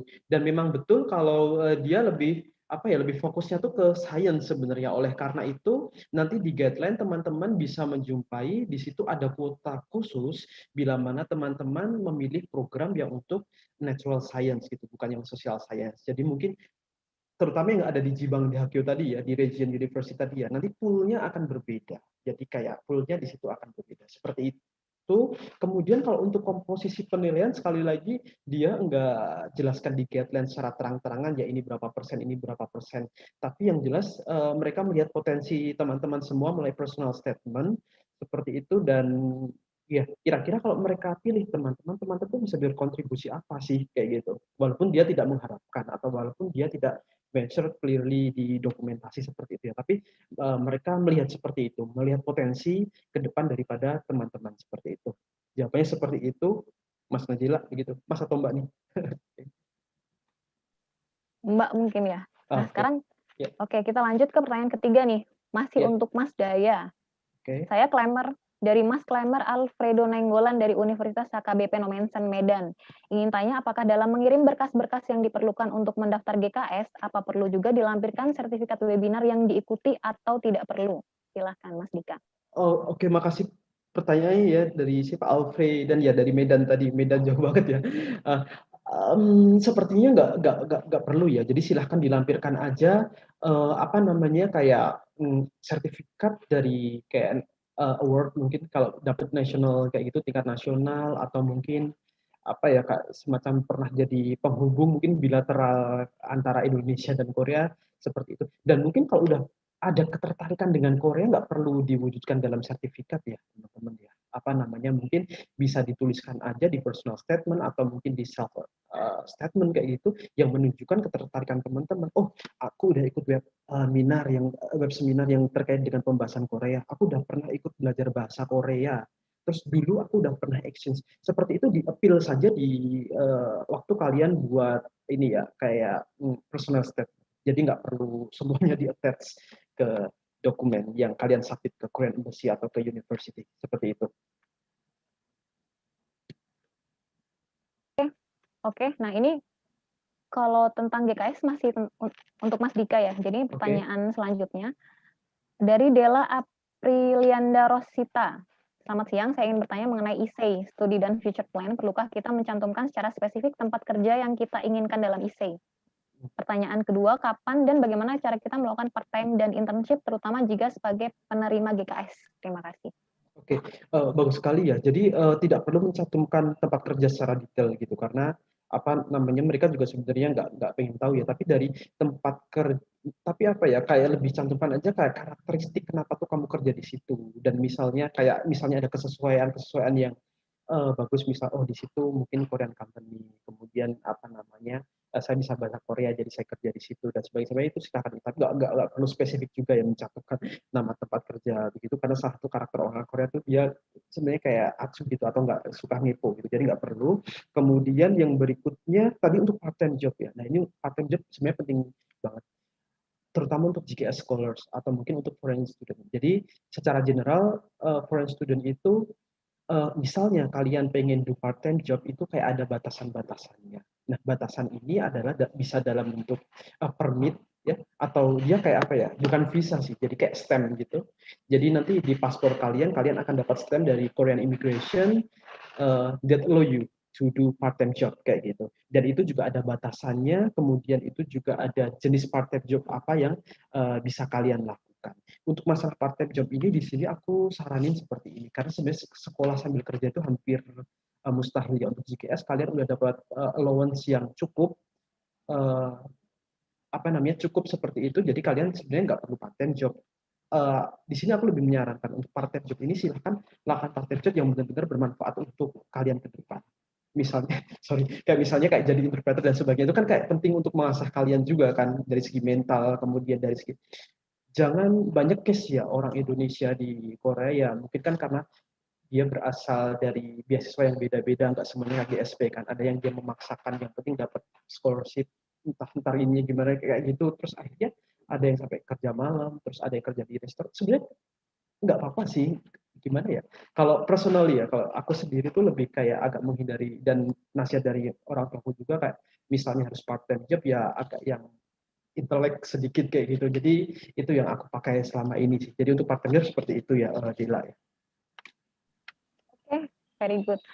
Kemudian ini ada pertanyaan sebenarnya tadi sudah dijawab oleh Mas Dika ya. Pada umumnya untuk program beasiswa di Korea, apakah perguruan tinggi yang membuka jalur beasiswa di Korea mempersyaratkan harus kebidangan yang linear dengan basic S1 calon pelamar S2 atau lebih fleksibel? Nah, mungkin di sini aku pengen translate juga biar Miss Rachel bisa menambahin juga ya. Jadi, what do you think about the Korean scholarship? Does it has to be linear with the bachelor or it can be flexible for the master? 그거 알지, 지은아. 그래서 만약에 거기 그 대학 있잖아요. 대학 undergraduate 그 psychology면은 그다음에 graduate psychology 해야 되는지 아니면 그렇게 해야 되는지 좀 설명해 주세요. So yeah, it doesn't matter at all. Yeah, many students in Korea also change their major from undergraduate to when they pursue their graduate studies. For me as well, I study statistics. From undergraduate, but for now, for my PhD, I'm studying totally different subject, Asian studies, and I didn't find that many like difficulties or restrictions. So if you find any relevance between the previous major and the next like destination of study, I think it's totally fine. Oke. Jadi begitu ya Mas Martin Boy Hanser Butar-Butar. Jadi tadi pertanyaannya dari Mas Martin Boy. Jadi tidak masalah kata Mbak Rachel ini. Asalkan nanti kita bisa bagaimana caranya menuangkan di personal statement mungkin. Nah, kemudian kita lanjut nih. Ini dari Mbak Putri Purnamasari lagi nih, dari UGM untuk Miss Rachel. The question for Teteh Rachel, I heard if a lot of Korean are so cold with foreigner, and any tip was to get any Korean friends and be close with them. Thank you. Sorry, so the answer is just absolutely Korean speaking. As I emphasized so many times during my presentation, I don't want to force like other people to learn Korean. So like you come to Korea, so you have to learn Korean, but it's reality that if you can speak like Korean, even it's just basic level, you will be welcomed by people there. So if you are like just traveler in Korea, even you just can speak simple words like 안녕하세요, 감사합니다. Like people will be like so shocked and like clap and give you a bonus or something. Yeah, like if you are like buying something from the shop. So same for making friends. Like if you can speak like even just a simple sentences or words in Korea, like people will be more hospitable and open-minded to you. Yeah. Oke, jadi Thank you. begitu Mbak Putri Purnamasari. Jadi asalkan kita bisa belajar bahasa Korea, basicnya aja paling nggak, kita bisa nyapa orang-orang di sana, dan orang sana tuh welcome banget sama kita. Katanya Mbak Rachel begitu. Nah, oke, kita lanjut ke pertanyaan dari Mbak Faras Alifah Yuniartika dari Universitas Diponegoro.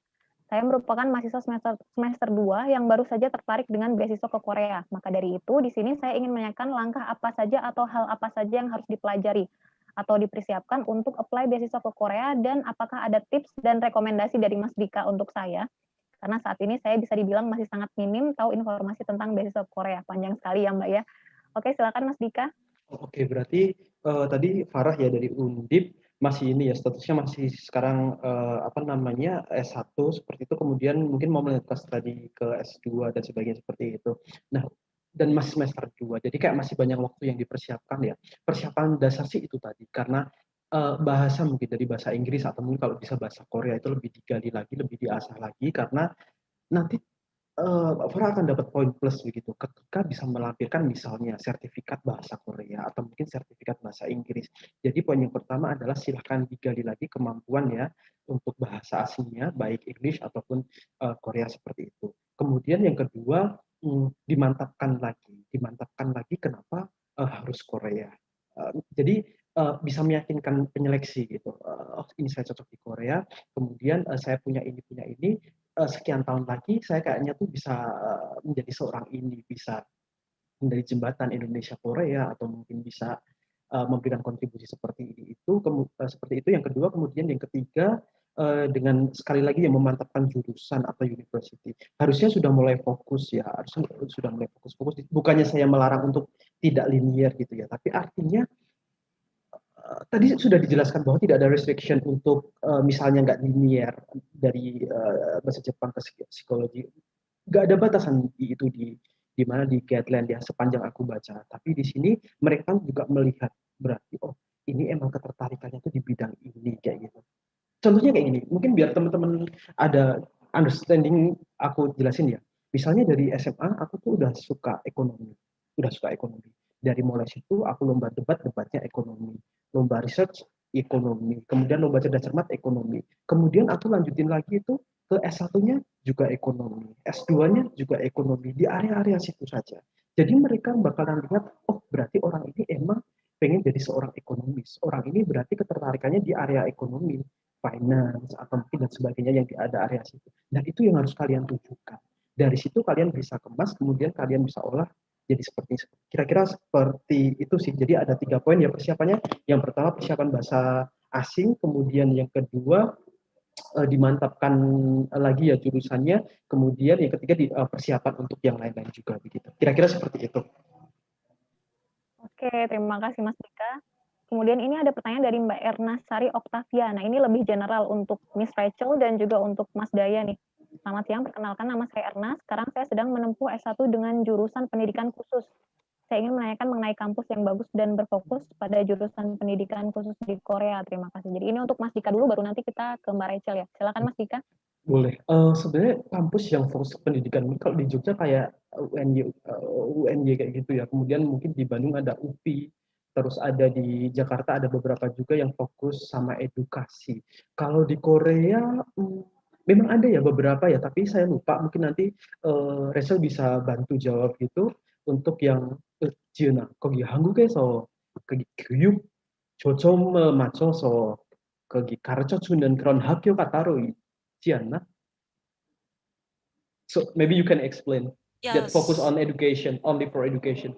yeah, so there are like several universities dedicated for education, such as, so there is Seoul National Universities for all kinds of major, but there's another university called Seoul National University of Education for Okay. is to raise teachers in the future, like for primary school level, yeah, but for middle and high school, like higher level of teacher, they pursue their study in normal universities, but it's more like, for example, if you want to be a science teacher in middle school in the future, then you pursue the science education, like Department of Science Education in university. Yeah, like this. Yeah.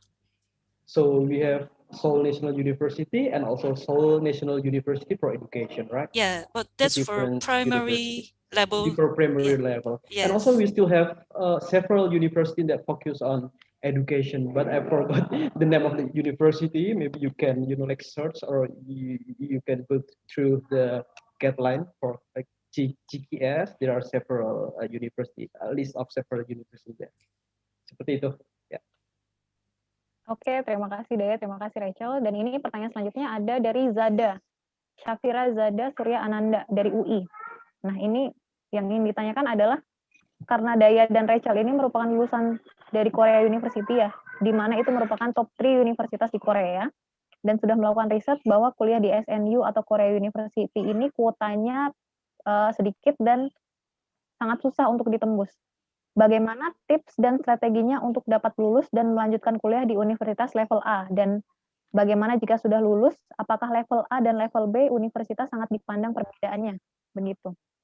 Silakan Dika dulu. Oke, baik sekali ya pertanyaan dari Zada dari Universitas Indonesia.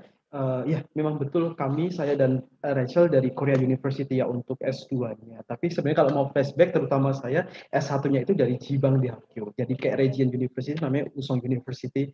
Dan sekarang itu nggak ada di list ini ya, di list di list GKS scholarship, karena mungkin juga bukan universitas yang bagus seperti itu. Seperti itu. Kemudian tipsnya sendiri untuk bisa lanjut di universitas tipe A ini sendiri apa ya? Pertama, sekali lagi kalian harus yang ini ya, kayak sesuatu yang basic ya, harus bagus di performa dari belajar kalian, yang dalam hal ini dia kan harus proof kalian kalau kalian tuh orang pintar seperti itu. Apa yang bisa menjadi evidence, yaitu adalah GPA kalian. Jadi kalian harus sudah menang di GPA dulu, harus menang di GPA. Kemudian dari situ itu pun masih kurang kayak gitu. Nanti harus ditambahin sama yang beberapa tadi unsur-unsur kayak bahasa atau mungkin personal statement-nya dibagusin dan sebagainya. Nah, nanti setelah itu misalkan Anda bisa lolos, kemudian bisa ke Sky tadi, Seoul, Korea atau Yonsei seperti itu, kalian pasti akan ini sih termotivasi untuk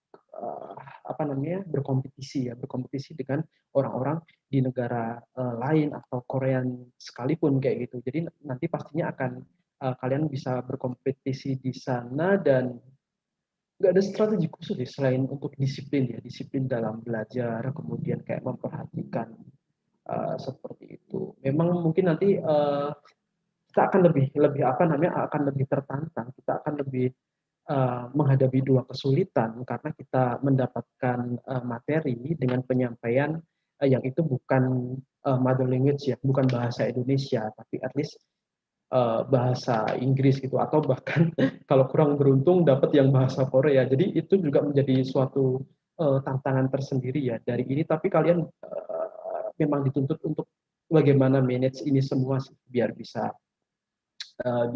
Dulu sempat ada kayak kegelisahan juga ya, artinya kayak aku belajar dengan bahasa yang berbeda, pasti nangkepnya tuh nggak bisa 100%, pasti kayak nggak bisa sempurna kayak gitu. Tapi ya kita usahakan sekali lagi kita set goal kita dulu, itu kemudian kita siapkan strategi buat mencapai goal itu gitu. Walaupun di semester pertama dulu aku juga nggak pernah nge-set goal secara maksimal ya, jadi lebih realistik aja sih dengan kemampuan bahasa, dengan pengalaman pertama overseas kayak gitu. Jadi lebih strategi aja sih, main strategi aja sih kalau menurutku Zada ya kayak gitu. Oke, mungkin maybe Miss Rachel would like to add some tips So would you like to share some tips to get into the SKY University from your experience? Yes, so first is very simple, study hard. Yeah, because SKY universities are not like not easy universities to get in, get an admission, even in Korea and for Korean students. So it means that yeah, of course, like you for foreigners, for international students, you have another like application process apart from Korean students. So you won't like compete with Korean students Right. like directly, but still, yeah, it's important to have like enough command and ability to get into the university. So yeah, so yeah, I think the most important is yeah, study hard, but at the same time, yeah, it will be a big plus if you can study Korean language together, because yeah, although like many courses are provided in English, yeah, still like many professors in Korea prefer to speak in Korean language sometimes. So yeah, so yeah, or like even when you go for interview, yeah, they might ask something in Korean as well. Yeah, so I believe for international students to get an admission or also that scholarship program, you have to have a interview, right? Yeah, some interview Mr. should Dayan? be made. Yeah, should be made. And I would like to say that actually it's not as difficult as Korean, yeah, to enroll in Sky. Korean is very, like I have a hard competition among Koreans itself. So untuk international student lebih ini sih relatively much easier compare Korean kayak gitu. Oke, very nice. Oh iya, sebelum masuk ke pertanyaan berikutnya, jangan lupa Kanda dan Wanda peserta webinar nih untuk mengisi daftar hadir ya, sudah ada di chat, bisa dibuka chatnya. Nah, ini pertanyaan selanjutnya dari Mbak Natalia. Ini untuk pertanyaan untuk Mas Dika dan Mbak Rachel nih. Jadi untuk Mas Dika tadi dijelaskan bahwa bisa apply melalui embassy dan university. Lalu untuk kami yang sudah kerja, lebih baik lewat mana? University atau embassy? Silakan Mas Dika. Oh, sebenarnya nggak ada batasan ya. Mau lewat university track atau embassy track itu kayak strategi dari masing-masing kalian. Kalau aku kebetulan dulu kan pakai yang university track ya. Tapi kalau aku boleh saranin sih, kenapa lebih ini ya? Feeling aku lebih kayak mudah yang university track ya. Tapi di situ effort kita harus lebih karena kita harus kontak langsung ke university yang ada di Korea. Kita harus research universitas apa dari situ yang apa namanya akan kita pilih, terutama tadi itu ya kalau pengen masuk dulu ke Korea entah apa universitinya kalian harus pilih yang enggak good university kayak gitu, enggak top university seperti itu. Nah, ketika itu harus research, kalian harus kontak dan sebagainya. Itu kayak memerlukan effort yang lebih daripada kalian hanya lihat pengumuman di kedutaan besar Korea yang pakai bahasa Indonesia dan sebagainya. Oke, jadi ada plus minusnya. Karena yang di Korean Embassy ini pasti pesertanya jauh lebih banyak daripada yang apply langsung ke universitas. Kan effortnya kan lebih yang langsung university track kayak gitu. Kemudian kalau masalah saya udah kerja, kemudian mau pakai university track atau embassy track, sepertinya nggak masalah ya. Sudah kerja atau sekarang masih belajar seperti itu, masih di universitas seperti itu, di sini lebih ke strategi kalian aja sih. Seberapa besar kalian tuh ingin lolos dari seleksi ini kayak gitu. Mungkin seperti itu jawabannya. Oke, selanjutnya pertanyaan for Rachel. I'm a bachelor degree of statistics. I see at your profile that you have double degree at statistics and economics. My question is, what's the hardest part studying both? Because I know statistics is not easy to learn. Thank you. Please, Ms. Rachel. Yeah, thank you for the question. So first of all, when I studied statistics for my undergraduate, I found that so for statistics, we deal with like a lot of numbers, figures, graphs, and we also have to code like in the like statistical package. So like we deal with a lot of numbers every day. So it's to depict describe a certain phenomena from society. It's the purpose of statistics. But I found that it's all numbers, and I don't have any idea what it means and why is it meaningful. So that's why I started to think of pursuing one more degree. So I chose economics. Yeah, because yeah, they have like good synergy to study together. So in economics, like yeah, it's also important to describe the economic like phenomena based on statistics. So my experience of studying statistics helped me in that way. So yeah, the most challenging uh, part of studying statistics is yeah, I deal with like a lot of figures, algebra, like mathematics, but don't know what it means and don't know how it can contribute to the society. Yeah. So I found that many of my friends in the same department also like studied other subject together. For example, like biology. So she now like work in the bioinformatics. Yeah. So just like this, or yeah, many other like subject you can study together, then they will have better synergy. Yeah, I hope it answers.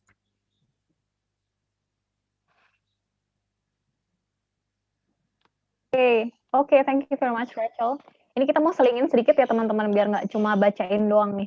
Mungkin di sini teman-teman ada yang mau resen nih, mau bertanya langsung ke Miss Rachel dalam bahasa Korea boleh, bahasa Inggris boleh, atau nanya ke Mas Dika ngobrol. Oke, ini sudah ada Farhana Rizky Karina. Silakan Mbak. Mbak Farhana. Okay, I want to ask to both of you whether it's possible for us, I mean, mandatory for us to include our contribution in the future for our study plan or motivation letter. Do you have any suggestion for us to make the letter? Maybe. Thank you.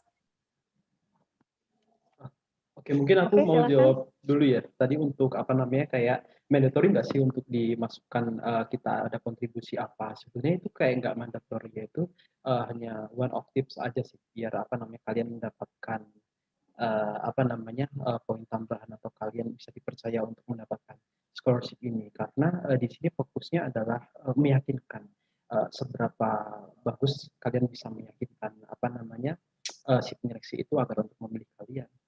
Oke, seperti itu. Okay, Rachel, maybe you want to add some answer? Yes, sure. So it's not easy to write only about the contribution for Korean government. So we can think in this way. You can be a bridge between two countries, Indonesia and Korea. So yeah, so not only for Korean government, but also you can contribute to the development and the building good relationship with Korea when it comes to Indonesian government. So, or you can be involved in certain industry or business between two countries, just like Mr. Daya. So he's working just like a bridge between two countries. So I think it will be enough contribution, yeah, as an international student in Korea. Very amazing, luar biasa. Jadi tadi Mas Daya sempat menambahkan ya bahwa KGSP ini tidak diwajibkan untuk balik ke Indonesia. Jadi yang mau kerja di Korea dipersilahkan karena tidak ada kewajiban untuk serve ke negara asal seperti beasiswa-beasiswa lain. Nah, kita lanjut nih. Ada pertanyaan dari Mbak Erna Sari Octavia untuk Miss Rachel. Okay. Hello, my name is Erna Sari. I would like to ask a question for Miss Song Jian. Is it true that non-Korean students who wear hijab is a little bit hard to get a part-time job or job because most of them are not allowed to wear hijab? Thank you so much. Oh, well, yeah, thank you for the question. I think it depends on the employer and also at the same time the characteristic of workplace. So if it's it depends on the kind of the sort of part-time job you will be thinking of. So for example, like if you work in like cafe or restaurant to face a lot of customers, some of the employers will consider again that their employees or part-timers have to wear hijabs. But because it's just, yeah, as I explained during my presentation, so Korea is definitely just one single ethnic country with one language. So sometimes the atmosphere of overall society might be a bit close or conservative. Yeah, compared to like other countries have like a lot of like ethnics and like people from a lot of countries and have diversity. But still like there are many other like workplaces or like part-time jobs you can consider. Or for example, you can like teach English to Korean students, or you can work in the halal restaurant. Yeah, that other like Muslim tourist visit. So yeah, and nowadays more and more like Muslim students, especially wearing hijab, are studying and living in Korea. So it will get better as time goes by. Yeah. Oke, thank you very much, Rachel. Dan ini pertanyaan selanjutnya dari Mbak Natalia. Ini tambahan tadi kayaknya sudah nanya ya, Mbak ya. Is it possible to apply for double degree, Mas Dika, untuk GKS? Apakah bisa? For double degree, I think it's not possible ya. Jadi di sini hanya untuk apa namanya kayak undergraduate, full degree for undergraduate, graduate, or research program gitu. It's still not possible to apply double degree because there are no double degree program in the guideline or that program. Or if you want to take a double degree, you can search another program, not in GKS scholarship program. Seperti itu. Nah, ini kita masih ada waktu ya. Mungkin di sini teman-teman masih ada yang mau resen nih. Mau coba kemampuan bahasa Koreanya buat nanya ke Mbak Rachel nih, mungkin. Ini pasti pada jago-jago lah ya, teman-teman. Ayo silahkan.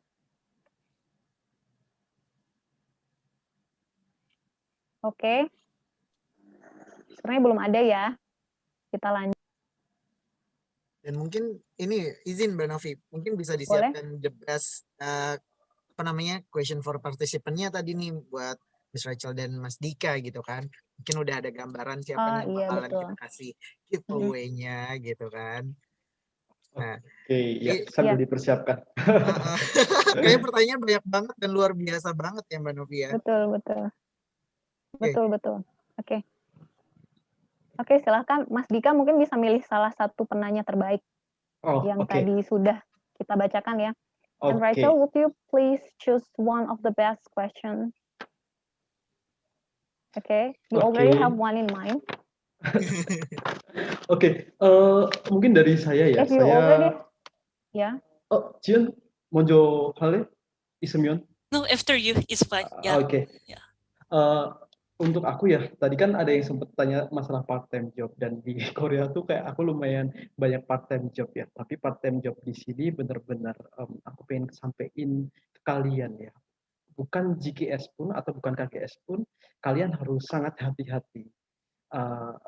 Hati-hati gitu untuk memilih part-time job ini. Jangan dipilih part-time job yang benar-benar buat kalian tuh capek, karena kalian di sana itu untuk belajar. Nah, karena aku lebih fokusnya adalah untuk ke part-time job, ke kayak pesan dari untuk teman-teman semua dalam memilih part-time job, jangan sembarangan dipilih.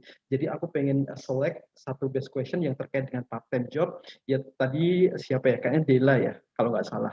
Tadi sempat tanya masalah scholarship juga sempat tanya masalah part-time job kayak environment di Korea. Jadi aku pengen pilih Mas atau Mbak tadi ya, Dela gitu, yang tadi sempat menanyakan terkait dengan KGSP, juga pertanyaan berikutnya terkait dengan part-time job. Itu yang saya pilih. Oke, yang pertama Dela Aprilianda Rosita Fandi, panjang ya. Ini kayaknya dari UGM ya. Oke, selamat mungkin buat kita Dela ya. bisa manggil Mbak Delanya dulu kali ya Mbak ya. Mungkin ada pertanyaan lagi atau mau ngobrol sama Miss Rachel atau Mas Daya gitu. Mbak Delanya ada nggak? Halo, selamat siang Mbak Dela. Halo, selamat siang. Nah, selamat siang. Ini kameranya dinyalain nggak nih? Belum bisa, Kak. Oh, belum bisa. Oke.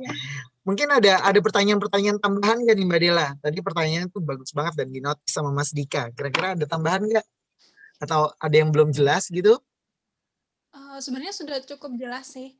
Cuman sebenarnya rencananya saya juga tentang part-time job mungkin lebih kayak ke part-time dengan profesornya mungkin ya. Oke, bagus sekali ya kalau misalnya memang bisa seperti itu. Jadi masih dalam lingkungan akademik ya. seperti itu Iya. sih. Jadi juga bisa misalnya kayak sebenarnya apa ya, 그 조교 그런 거 있잖아요. 그 지은아 그 뭐라고 해야 돼요? 그냥 영어로 assistant, Research assistant research or assistant. teaching assistant depends on the Yeah, kind of major duty. Yeah. yeah. Maybe you can choose the teaching or research assistant seperti itu sih. So you can serve for your lecture and then you can obtain atau get some money or some mungkin project from them. Seperti itu sih. Itu bagus banget gitu. Bisa membantu juga. Oh ya, terima kasih. Sama sebenarnya saya pernah dengar juga kalau untuk part-time job itu ada kayak minimal semesternya, jadi kayak baru, jadi kayak misal semester 2 baru bisa part-time seperti itu.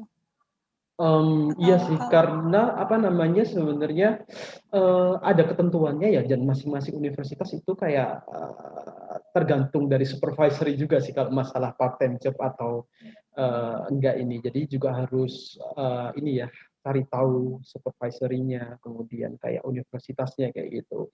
Kemudian kalau misalnya part-time job-nya masih di lingkungan university sih, nggak perlu mendapatkan permit yang tadi aku bilang ya, ke immigration, Korean immigration. Maksud aku yang harus mendapatkan permit itu kalau misalnya lebih ke apa ya, lebih ke kayak part-time job tapi kayak di suatu perusahaan kayak gitu. Nah itu perlu banget sih untuk mendapatkan permit dengan batasan waktu ya pastinya kayak gitu. Oh ya, baik, terima kasih semua atas informasinya. Ya. Maybe from Rachel now. Do you already have in mind who has the best question? Yeah, there were several good questions. I received an answer, but I think the question asked about like like tips for foreigner students to get any Korean friends and be close with them. Yeah, so it's very basic question, but at the same time very important. I think if any international students coming to Korea to study, everyone will be curious about this. Yes. Ya, jadi from Putri Purnamasari dari UGM lagi ini, both of the winner is from Yogyakarta. Oh. Ya, Mbak Putri Purnamasari, boleh kita ngobrol sebentar nggak nih Mbak Putri? Selamat siang. Kayaknya tadi nyalain sih kameranya dulu. Halo. Nah, oke. Mbak Putri boleh nyalain kameranya nggak? Atau kalau misalnya nggak bisa nggak apa-apa. Ada Mohon maaf, nggak nyalain. Oke, sip. Ada pertanyaan tambahan nggak nih? Masih curious nggak, Cie? Misalnya cuma bahasa Inggris curious.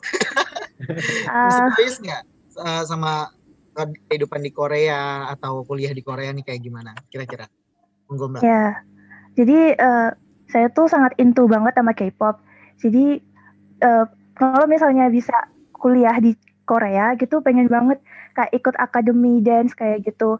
Apakah memungkinkan misalnya kita kuliah di Korea, kan sementara udah kuliah itu aja tuh udah sibuk, apakah memungkinkan untuk kita menjalani hobi kita juga? Seperti itu.